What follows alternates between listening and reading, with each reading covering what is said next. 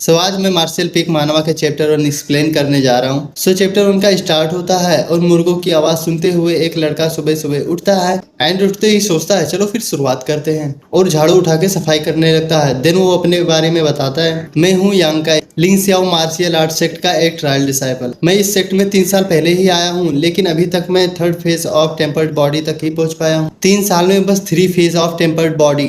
इस तरह के टैलेंट को एवरेज भी नहीं कहा जा सकता है। और जो मेरे साथ ज्वाइन हुए थे वो पहले ही बॉडी टेम्पर्ड फेज को क्रॉस कर चुके हैं और सेक्ट के अलग अलग मास्टर के अंडर में ट्रेन कर रहे हैं और वर्ल्ड में अपना नाम बना रहे हैं। मेरे पास झाड़ू मारने के अलावा और कोई रास्ता नहीं था इस सेक्ट में रहने के लिए।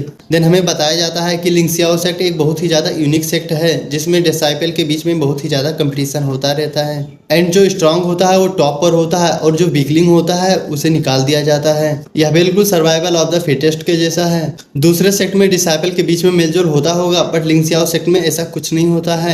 अगर तुम्हें टॉप पर पहुंचना है तो अपने फिलो डिसाइपल को स्टेपिंग स्टोन जैसे यूज करना होगा। लिंग सियाओ सेक्ट का एक रूल है, सभी अंडर 14 डिसाइपल को सेक्ट को ज्वाइन करने के लिए 3 साल के ट्रायल पीरियड से गुजरना पड़ता है, वो चाहे कोई भी हो। एंड इन 3 सालों में सेक्ट तुम्हारे डेली नीड्स को पूरा करता है एंड ट्रायल डिसाइपल को बस ट्रेनिंग पे फोकस करना होता है। अगर ट्रायल डिसाइपल 3 साल के अंदर टेम्पर्ड बॉडी फेज को सरफेस कर देता है तो उसे अलग अलग मास्टर के अंडर में ट्रेन करने का मौका मिलता है एंड अगर वो चाहे तो बिना किसी मास्टर के भी खुद से ट्रेन कर सकते हैं। एंड जो इन 3 सालों में ऐसा नहीं कर पाते हैं या तो उस सेट को छोड़ देते हैं या फिर उन्हें ट्रायल डिसाइपल पे डिमोट कर दिया जाता है। लिंग सियाओ सेक्ट में ट्रायल डिसाइपल को सर्वाइव करना बहुत ही ज्यादा मुश्किल हो जाता है। इस सेक्ट में 3000 से भी ज्यादा डिसाइपल हैं, बट ट्रायल डिसाइपल बहुत ही ज्यादा कम हैं। देन यांकाई सोचता है कि मैं पहले ही फ्लोट स्वीपर के रूप में डिमोट हो चुका हूँ, क्या मुझे एक बार और डिमोशन से गुजरना पड़ेगा। देन यांकाई वापस से सोचता है ये जिंदगी बस कुछ ही सालों की है, मैंने ये रास्ता खुद ही चुना है तो मुझे इस रास्ते पे लगे रहना चाहिए। देन तभी कुछ डिसाइपल यांकाई के पास आ रहे होते हैं। उनमें से एक बोलता है, हे ये यांकाई है ना। देन सभी आपस में बात करने लगते हैं, ये वही ट्रायल डिसाइपल है ना यांकाई, मैंने सुना है ये 3rd phase of tempered body पर है। इसे चैलेंज के 5 दिन बीत चुके हैं, हम इसे वापस से चैलेंज कर सकते हैं। देन उनमें से एक बोलता है, यहाँ कितने सारे लोग हैं, यह कुछ ज्यादा नहीं हो जाएगा।